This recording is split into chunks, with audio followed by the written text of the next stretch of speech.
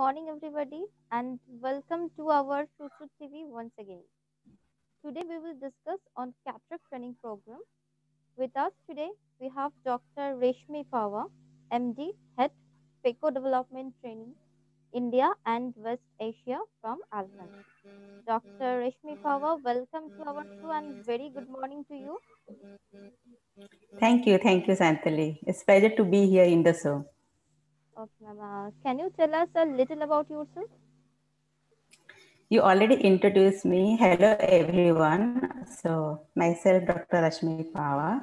So, I am by degree ophthalmologist, and being ophthalmologist, and also my experience is more on the training in cataract, especially in India and West Asia. So, I am associated with Alcon. Now, I am heading the Alcon FECO Development Program for India and West Asia. So in a rough estimate, I can tell 15 years till now is devoted to ophthalmology, and I think many more years to come. That's me. Okay, so let's get into the topic. How is the cataract training landscape in India? So everybody knows that cataract surgery is the most common surgical procedures performed in the world. And it is the most highly successful and the most cost-effective intervention that can change the quality of life of a person. That much important is the cataract surgery. If you know in India, so around in 2019, so last year, we have done around like 7.4 million cataract surgery procedures being done in India, which is roughly about 1/3 of the whole world cataract surgery. And it is going to get bigger and bigger every year. By 2025, we'll be doing around 8.5 million cataract surgeries. And if you're coming to the phacoemulsification, which is roughly about 44% of the cataract surgery, like 3.2 million procedures has been done. And with life expectancy increase, patient expectation increase, so cataract surgery is a key role for the life of a person. But with all this rapid advancement in cataract surgery, there is not that much rapid advancement in the cataract training in India. So if a rough estimate, around 1,500 ophthalmologists passed out every year from India, they are going to practice, right? 60% are in the government institute. But the demand of the cataract surgery versus the skill required by these ophthalmologists to adopt phacoemulsification is not matched. There is a huge gap between the demand and the skill of the surgeons when they passed out. So I must say there is a huge gap in the skill development for cataract surgery currently in India. Okay. For FECO training, what are the key principles for learning FECO? So, so as I said, so now it's 10 years we are involved. I am mostly involved in the cataract training part of India. So for any learning, what is important is learning is a lifelong process. And unlike children whom parents need to tell, okay, you have to learn this and that, adult cannot be taught. Our learning is our own responsibility and accountability. Okay. So let's understand some adult learning principle, how adult learns. And one of the great mentor, Dr. Carl Gonick, he actually taught us what are the principles. The first and foremost is every learning, every skill development happen in stages, one stage after one stage, okay? And especially in skill development, we have like stages. First will be novice, then beginner, then advanced beginner, then competent, then maybe expert. So we need to be patient, okay? So it will happen gradually and slowly. But how a cataract trainee or phaco trainee will know that which stage you are in right now? So is there any tool available? So yes, we have a tool. We have Oscar School, which can help you know which stage you are right now. Okay. And the second thing is any training skill development require practice. It's not only practice, it is deliberate and perfect practice. For example, a simple step of hydrodissection. What I mean by practice is it has to happen in stages, right?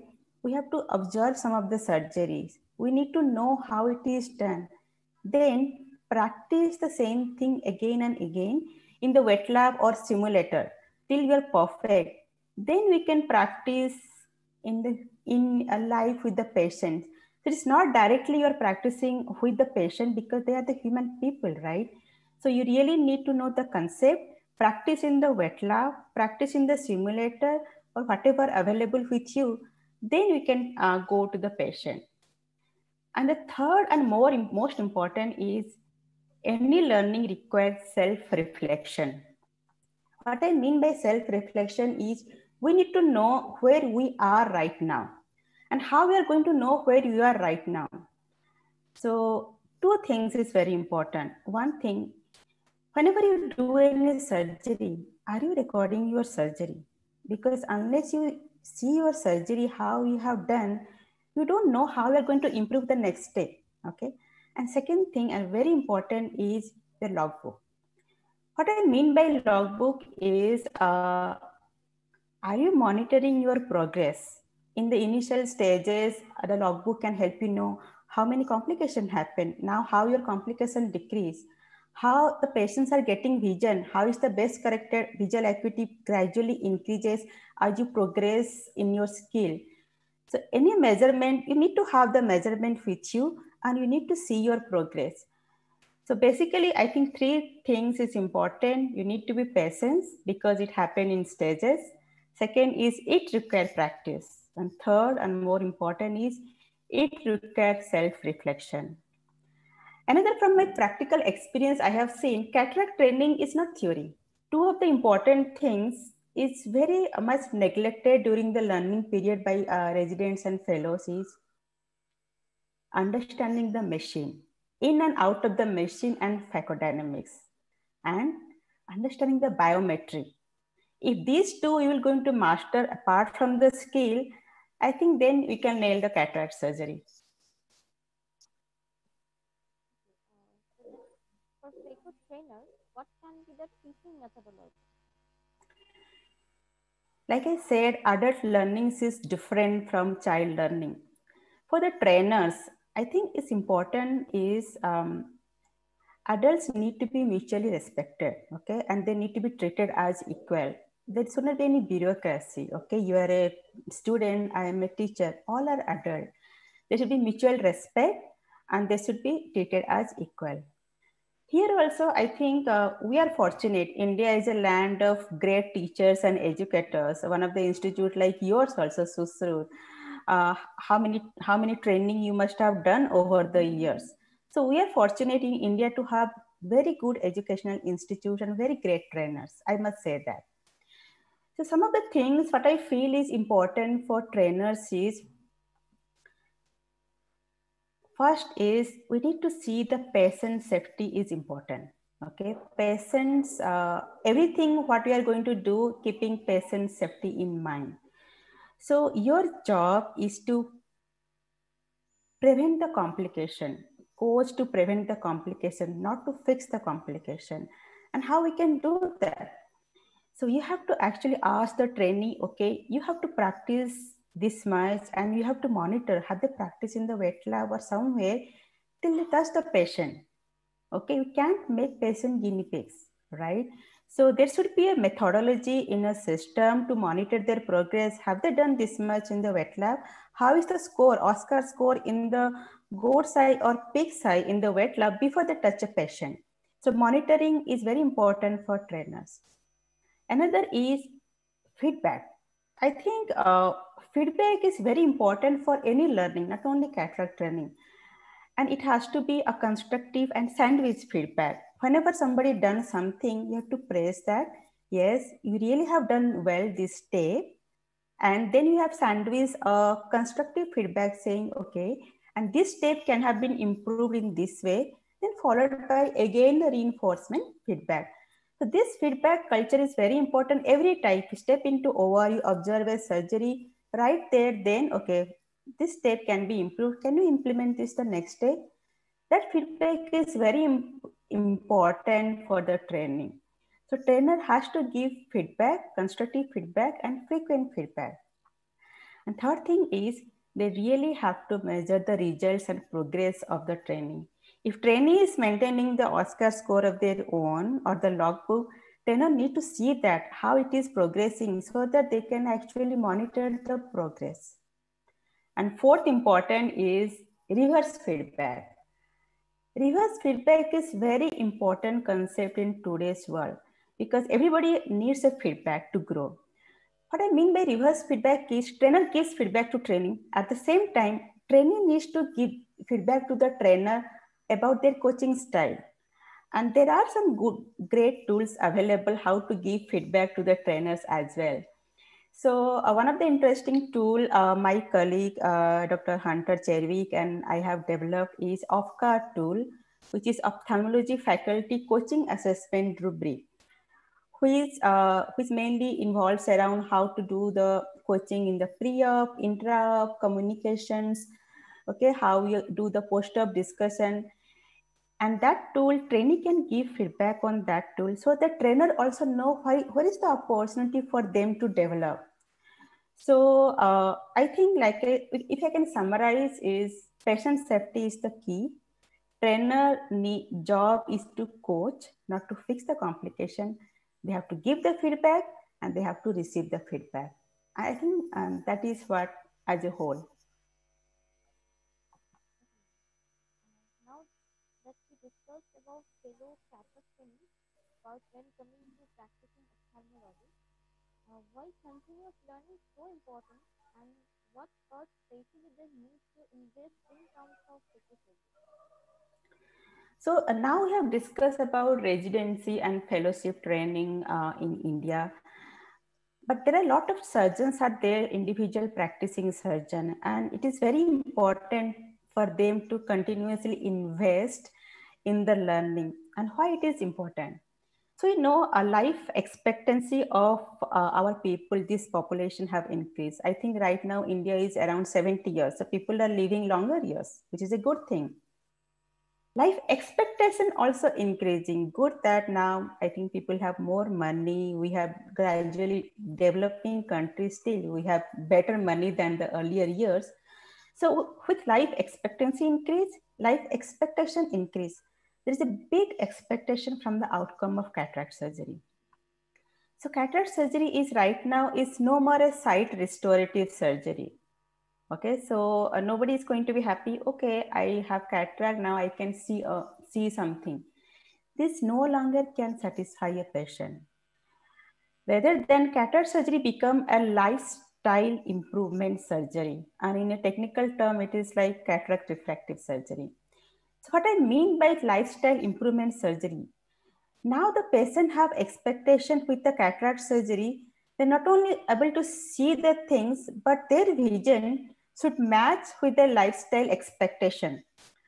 They should be like now most of the time we are doing in the computer or maybe we want to go for fishing, we want to go for swimming, or maybe we want to drive in a night safari. So you need to have vision. So all the lifestyle need to be matched with their vision. So with this demand, there are so many advancements happen in the cataract surgery. Like earlier, it was only cataract surgery. Now a lot of diagnostic help us refine the precision in outcome in cataract surgery. We'll be able to address the astigmatism. We'll be able to address the presbyopia. That gives a lot of freedom to the people, not without class, so that they can adopt the lifestyle they deserve. And all the things these surgeons has to adopt and learn all the best practices happening in the cataract surgery, learn about this advancement so that they can give the same precision of outcome which every patient deserves. I think for that, it's very important for the practicing surgeons also to self-monitor their outcome, how they are ending up with, not in the vision, but also let's say how they are at the post of spherical equivalent, how their target versus achieved refraction. They have to be that much precision if they really want to offer the precision. So learning for them is equally important as for the residents and fellows. What industry can play a role in cataract training? So, industry and educational institute, everybody has the same vision. The same vision, what I mean is we all working together for our patients, for our communities, so that we can offer the best outcome in terms of vision to the patients and the communities. Educational institute doing a great job of training. As an industry, I think a two way we can help. First and foremost is we need to continuously push ourselves to bring the best in products and innovation which can increase the safety, predictability of the surgery, the best travel technology which can be really give precision in the outcome. This is one is product and innovation. And second thing industry can do, especially in countries like India and some South Asian countries, where cataract training require a little bit uplift. Here, I think industry can also partner with educational institutes, like-minded educational institute who really want to devote also for the cataract training and can do something in the training front as well.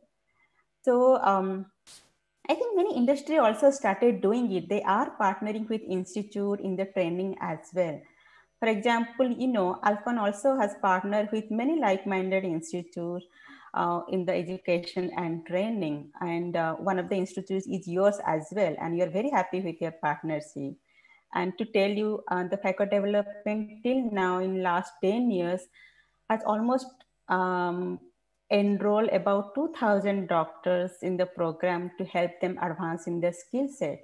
So it is only possible when industry and educational institute have mutual interest in the skill development of ophthalmologists. What is your perspective on how we can improve cataract training in India? So this is a big subject, how we can improve the cataract training in India. Of course, there are big stuff. It needs major policy changes, major healthcare budget allocation, major infrastructure spending, which is may not be controlled with you or me. It's not in our control. Let's talk about what are the small things which is in our control, how we can improve the cataract training in India. As I said, like 1500 ophthalmologists passed out every year from India. And to study recently interviewed many passed out surgeons by IJO. 50% of these students have never done any surgery, phaco surgery, whether independently and supervised. 50% of them. So you can see the gap. Okay, so while in Western countries, we have a very good curriculum, standardized curriculum, follow, they have wet lab, they have to practice, very nice curriculum. At least we can start with one thing is every institute should have a standard curriculum for training and it has to be rigorously followed. Okay, structured curriculum is the first step. And also we need to adopt some good tools available for the training, for the self-monitoring, like we discussed earlier, like Oscar's Oscar tool, logbook. Okay. In terms of infrastructure, I think every institute at least invest in two things in infrastructure if they really want to boost their cataract training. In the OR with the microscope, really need to have a recording camera. It's a must so that trainee can record their surgery and they can see where they need to progress. And second thing is they can invest in a small wet lab, machine, microscope, where people can practice. I think these two is important for any institute who is offering cataract training. This, I think, then come to the attitude and mindset of both trainee and trainers. Okay, training is a big extra effort and nobody is rewarded for the training. I don't think our trainers are being compensated for the training. It's all mutual interest. So, and this is what is going to be in India. We don't expect everything to be compensated with money. But I think we all have mutual interest to help each other, lift each other so that all of you can serve our community. So, any last things you want to tell our viewers? So, first of all, thank you for having me here. I must tell one thing is before getting into all these jargons, actually learning is fun. Any skill development, any skill acquisition is really fun. We have to, when you keep on learning, you keep on growing. When you stop learning, you stop growing, become old. So if you don't want to get old, keep learning, first thing.